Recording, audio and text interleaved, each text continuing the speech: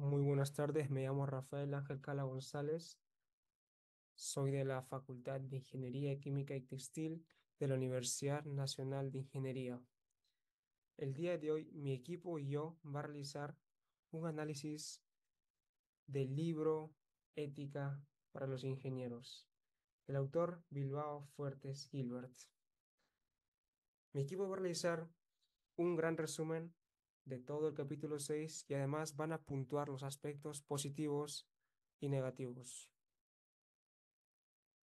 Buen día, mi nombre es Yasuri Casa Kizuruku y hoy daré una pequeña introducción al capítulo 6. Este capítulo aborda la importancia de rescatar el concepto de prudencia en la ética contemporánea, destacando su relevancia histórica y su devaluación desde la modernidad. Se argumenta que, aunque la prudencia puede parecer una virtud pasada de moda, sigue siendo fundamental especialmente en la era tecnocientífica actual.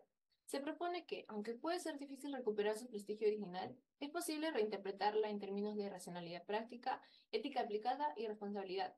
El capítulo estructura su análisis en tres partes: un enfoque histórico sobre la prudencia, una aproximación conceptual y sistemática y una reflexión sobre los desafíos contemporáneos para su aplicación. Visión histórica. En ese segmento se examina la evolución del concepto de prudencia a lo largo de la historia del pensamiento occidental, centrándose en cuatro figuras claves: Aristóteles, Tomás de Aquino, Kant y Adam Smith. Como primero tenemos la prudencia clásica, Aristóteles. Aristóteles define la prudencia como un modo de ser racional práctico, concerniente a lo que es bueno y malo para el individuo. Subraya su carácter existencial y antropológico al sugerir que el hombre prudente se convierte en su propio criterio. Se diferencia de la sabiduría y la habilidad en su enfoque en lo contingente y su preocupación por la moralidad de los medios y fines. La deliberación se destaca como una actividad constante y esencial para el ser humano, siendo la prudencia su manifestación correcta. Aristóteles enfatiza la dimensión política de la prudencia, asociándola con la convivencia y el vivir bien en plenitud. En conclusión, la prudencia en Aristóteles se caracteriza como un ser humano que reconoce sus limitaciones y se centra en el bienestar del hombre. Como segundo tenemos la prudencia medieval, Tomás de Aquino. Tomás de Aquino sostiene que la prudencia es esencial para dirigir la acción hacia un bien agible, perfeccionando al sujeto que la realiza. Además, subraya su papel preséptico e imperativo, guiando la deliberación y el discernimiento de los medios adecuados para alcanzar un bien. La prudencia, según Aquino, orienta a otras virtudes hacia los medios apropiados para su realización, contribuyendo así a su perfección. Se destaca que la prudencia natural se adquiere a través de la repetición de actos prudentes y puede dirigirse hacia un fin bueno particular o fin último de la vida humana, alcanzando su perfección. Atkin advierte sobre los peligros de una moral abstracta y situacionista, defendiendo un enfoque que equilibre los principios universales con los conocimientos de la realidad concreta. La prudencia política también se enfatiza como crucial para el bien común, no solo para los gobernantes, sino para todos los ciudadanos. Sin embargo, la tradición escolástica inspirada en Aquino, la prudencia comienza a perder valor al ser subordinada a la sabiduría de la fe, la conciencia abandonando su función rectora de la vida. Como tercero tenemos la prudencia moderna, Kant y Adam Smith. En este último apartado se aborda la perspectiva de Kant y Adam Smith sobre la prudencia en la era moderna, destacando cómo ambos contribuyen a la pérdida de su significado ético. Kant, por un lado, niega su condición de moralidad y la vincula con la filosofía práctica de manera contundente, distinguiéndola como un consejo técnico más que una virtud moral. Aunque reconoce su utilidad y prevención, Kant no la considera como parte de la moralidad, lo que limita su capacidad para mediar entre la teoría y la práctica. Por otro lado, Adam Smith, aunque conocido principalmente por su obra Economía Política, también fue un filósofo moral. Smith distingue dos versiones de la prudencia, una epicúrea centrada en la búsqueda de la felicidad personal y otra más noble y elevada propia del sabio. Sin embargo, Smith dedica más atención a la versión epicúrea, lo que sugiere una devaluación de la prudencia sabia. Esta perspectiva conservadora y centrada en el individuo puede limitar la capacidad de prudencia para cuestionar el status quo y priorizar valores más nobles. En resumen, tanto Kant como Smith contribuyeron a la pérdida del significado ético de la prudencia en la era moderna, aunque de maneras distintas. Ahora le paso con mi compañero. Muy buen día con todos. Mi nombre es Franklin Gómez Hilario y continuaré con la tercera parte del análisis de este capítulo. Tercer ítem, vista sistemática.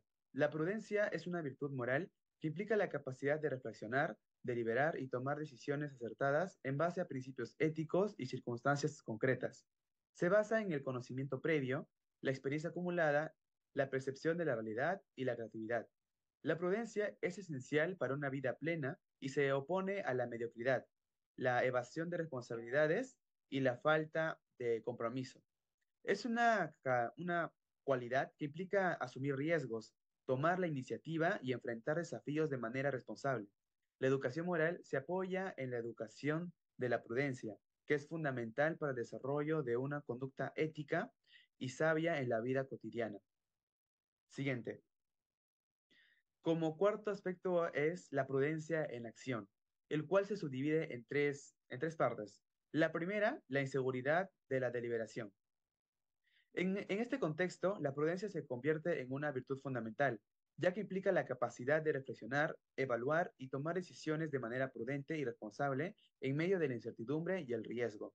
La prudencia no se basa en reglas fijas y en respuestas autónomas, sino en la capacidad de adaptarse a las circunstancias cambiantes y de considerar las consecuencias de nuestras acciones de manera cuidadosa. La prudencia, por tanto, implica un proceso de reflexión crítica y autónoma en el que se tienen en cuenta tanto los principios éticos como las circunstancias concretas de cada situación. No se trata simplemente de seguir normas preestablecidas, sino de ser capaz de discernir y actuar de manera justa y equilibrada en cada situación particular. En definitiva, la prudencia es una virtud que nos ayuda a enfrentarnos a la complejidad y a la incertidumbre de la vida cotidiana, permitiéndonos tomar decisiones informadas y éticamente responsables. Es una cualidad que se desarrolla a lo largo de la vida, a través de la experiencia, la reflexión y la búsqueda constante de la sabiduría práctica. Siguiente. El segundo es el debate de medios afines. El proceso deliberativo problemático implica tensiones entre la abstracción de la ley y la particularidad de la situación, así como entre el fin y los medios para alcanzarlos. La ética rechaza la idea de que el fin justifica los medios, ya que ambos están interrelacionados. La excepcionalidad de utilizar medios moralmente reprobables para alcanzar un fin positivo se justifica solo si no hay alternativa. El fin es significativo y los medios no atentan contra los derechos fundamentales. La educación moral busca armonizar el idealismo utópico y el pragmático, reconociendo que los medios también pueden ser considerados como fines. La conciencia de que el conflicto moral se elige entre valores verdaderamente morales, no entre los medios más adecuados, es fundamental para tomar decisiones éticas. Y por último, el tercero, la revolución de los casos. La prudencia actúa en situaciones concretas, deliberando y decidiendo acciones específicas. Diego Gracia propone un enfoque en tres momentos para orientar decisiones morales. Un momento universalista de preeminencia de la norma, un momento de excepción a la regla guiado por la prudencia y un tercer momento que colabora en la aplicación de la norma considerando las condiciones situacionales. Es importante evitar que las excepciones aceptadas se conviertan en la norma habitual. Buenas tardes, yo me llamo Rafael Ángel Cala González y el día de hoy voy a realizar los aspectos positivos de la ética con respecto a la prudencia. Primero que nada hay que entender de que la prudencia como tal ha sido estudiada por muchos filósofos durante mucho tiempo. Uno de ellos fue el gran Aristóteles en una época muy antigua. Él tenía la idea de que la prudencia era pues la capacidad de actuar con ciertas reglas éticas para lograr una, una mayor tranquilidad y beneficio entre ambas partes, entre el que está afectado y el afectante. También decía de que, pues en ciertos casos concretos, la ética y la prudencia deben ser analizados y vistos con total calma, reflexionados. La misma idea tenía el gran Tomás de Aquino en la época medieval. Él tenía la misma idea, la misma tradición que el Aristóteles, la llamada idea aristotélica. Y también tomaba esa misma idea, pero la única diferencia era de que decía que la prudencia era la virtud que acompañaba a todas las virtudes. O sea, él decía que la virtud de la prudencia era muy, pero que muy necesaria para lograr una mejor excelencia moral. Igual también decía el gran Emmanuel Kant y también el gran Adam Smith. Emmanuel Kant decía de que obviamente la ética de la prudencia tiene que ser muy necesitada y seguida siempre paralelamente con la moral y con la ley de la moral y la ética, ya que Kant decía de que la moral y la ética tienen que estar muy juntos con la prudencia, ya que si están separados, la prudencia obviamente puede ser un poco egoísta como tal, ya que puede ser un poco individualista en el punto de vista hablando individualmente. Por eso es que debes seguir siempre esa reflexión para no solamente buscar tu ayuda, sino también de los demás. En cambio, Adam Smith decía de que tienes que tomar la idea más individualista, ya que la idea individualista puede ayudar no solo a ti, también a los demás, llamado por la mano invisible. Primero que nada hay que recalcar de que no, de que Adam Smith se refería en el ámbito de la economía, pero tenía una misma idea de que tenía que ser siempre reflexionada y siempre bien pensada para ambos. Tienen que tener una gran prudencia. Y en este énfasis, pues obviamente llegas a una idea de que todos los filósofos cuando llevan a cabo la prudencia y la ética en ese ámbito, pues se refiere a que la prudencia es pensar no solo en ti, sino en los demás, reflexionar en las ideas que vas a hacer, ya que puedes afectar a los demás y no solo a ti mismo tienes que estar apoyado. Lo segundo más necesario y el segundo aspecto positivo que se puede obtener de todos los filósofos que han pensado acerca de la prudencia es la consideración de la razón y a la ética, pues ellos piensan de que enfatizan un papel crucial de la razón y la ética en la toma de decisiones, ya que en este cabo de prudencia tienes que tener una reflexión muy profunda acerca de cómo vas a apoyar o perjudicar a los demás.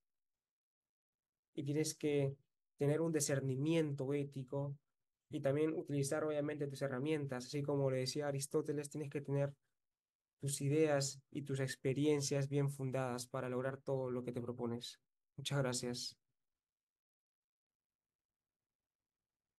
Buenos días, profesor. Mi nombre es Deyanira Nicole Caballenque Ponce y en esta ocasión le estaré diciendo dos aspectos positivos del libro Ética para Ingenieros de Bilbao Fuentes. El capítulo 6, la virtud y la prudencia. Uno de los aspectos positivos que he podido ver en este capítulo es sobre la contextualización de la ética.